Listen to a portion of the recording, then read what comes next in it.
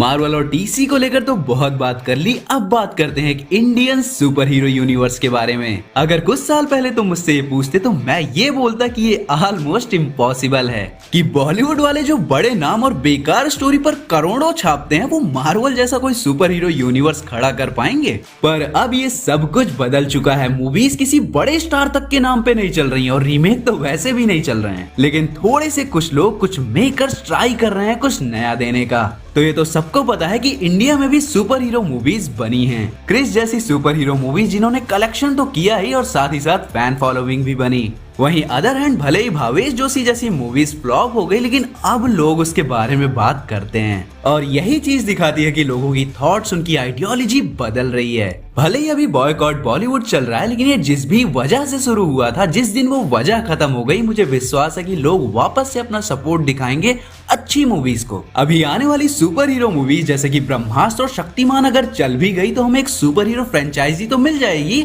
लेकिन उससे एक बड़ा सा सुपर हीरो यूनिवर्स बनाना बहुत मुश्किल है। अभी ये ब्रह्मास्त्र का ट्रेलर, शक्तिमान मूवी के अनाउंसमेंट से भी बहुत पहले मैंने अपने प्रियांशु जायसवाल यानी कि पीजे एक्सप्लेन के पहले पॉडकास्ट पे इन सारी चीजों के बारे में काफी लंबी बातचीत की थी। तब तक आप उस पॉडकास्ट की ये छोटी सी क्लिप देखो और फिर मैं बताता हूँ कि कैसे इंडिया में एक बड़ा सा सुपर हीरो यूनिवर्स बन सकता है। इंडियन सुपर हीरोज का क्या ख्याल है, मतलब कि सिनेमा में क्या माहौल चल रहा है अभी उनका?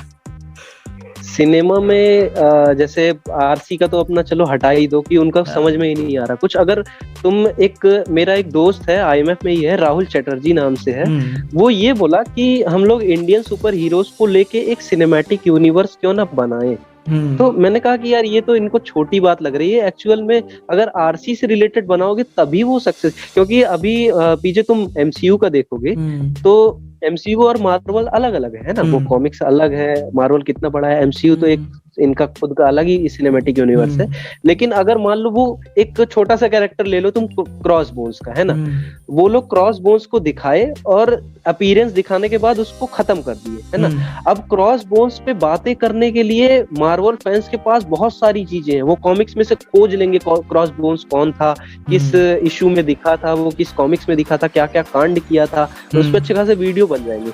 लेकिन तुम कोई नया सिनेमैटिक यूनिवर्स बना रहे हो, उसमें तुम किसी कैरेक्टर का कैमियो दिखाओगे तो उस पे बात करने के लिए किसी के पास कुछ है ही नहीं, कोई मटेरियल, क्या बातें करेगा, ना कोई हाइप बनेगी ना कोई कुछ बनेगा। बहुत बड़ा रिस्क होता है। तो ये क्लिप देख के आपको समझ में आ गया होगा कि मैं क्या कहना चाहता हूँ। भले ही आप नए सिरे से इंडिया में नए सुपर हीरोज बना सकते हो और हो सकता है कि वो चल भी जाएं, लेकिन मेरे दोस्त, लोगों के पास कैरेक्टर्स को लेकर बातचीत करने के लिए जो मटेरियल है वो सिर्फ और सिर्फ राज कॉमिक्स के पास है। एग्जाम्पल के लिए सोनी ने मैडम वेब मूवी अनाउंस की और लोगों के पास बात करने के लिए बहुत सारी चीजें हैं कि कैसेंड्रा वेब कौन है, जूलिया कारपेंटर कौन है, web of life and destiny क्या है, यानी कि बहुत सारा मटेरियल है बात करने के लिए। वहीं अदर हैंड आप एक नया यूनिवर्स अनाउंस करो नए हीरोज के साथ तो लोगों पे घंटा कुछ नहीं होगा उनके बारे में बात करने के लिए। अभी के टाइम पे भी राज कॉमिक्स के पास आयाम, समय धारा, मल्टीवर्स, पैरेलल टाइमलाइंस, बहुत सारी चीजें हैं मेरे दोस्त। अब इस साइड में भी रख दो नागराज, ध्रुव, डोगा, परमाणु, शक्ति जैसे कैरेक्टर्स को,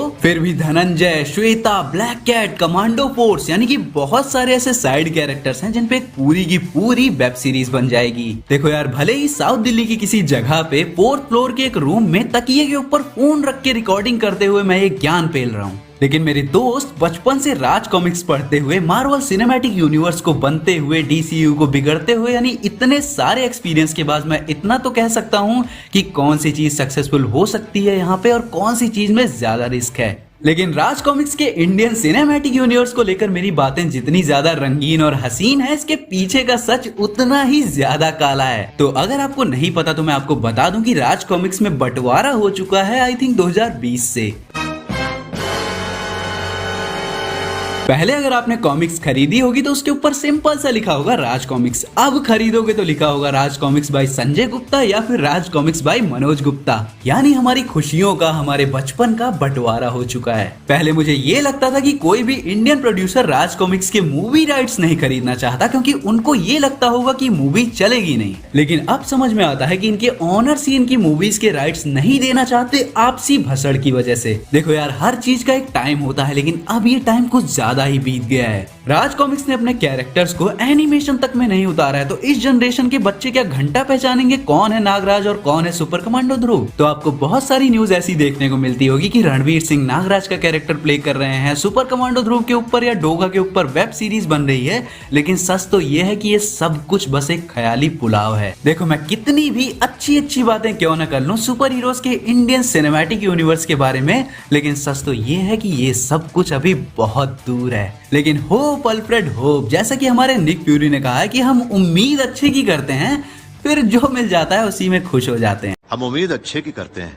फिर जो मिल जाए उसी में खुश हो जाते हैं। तो इस वीडियो का मकसद सिर्फ यही था कि अगर इंडिया में कोई सक्सेसफुल सुपर हीरो यूनिवर्स बन सकता है तो वो सिर्फ और सिर्फ राज कॉमिक्स का बन सकता है। और मेरे दोस्त, अगर आपको ये लगता है कि इंडिया में अब राज कॉमिक्स पढ़ता ही कौन है, तो आप एक बार फेसबुक पे जाके राज कॉमिक्स ऑफिशियल ग्रुप और राज कॉमिक्स बाय संजय गुप्ता, ये दोनों ग्रुप जाके ज्वाइन कर लेना।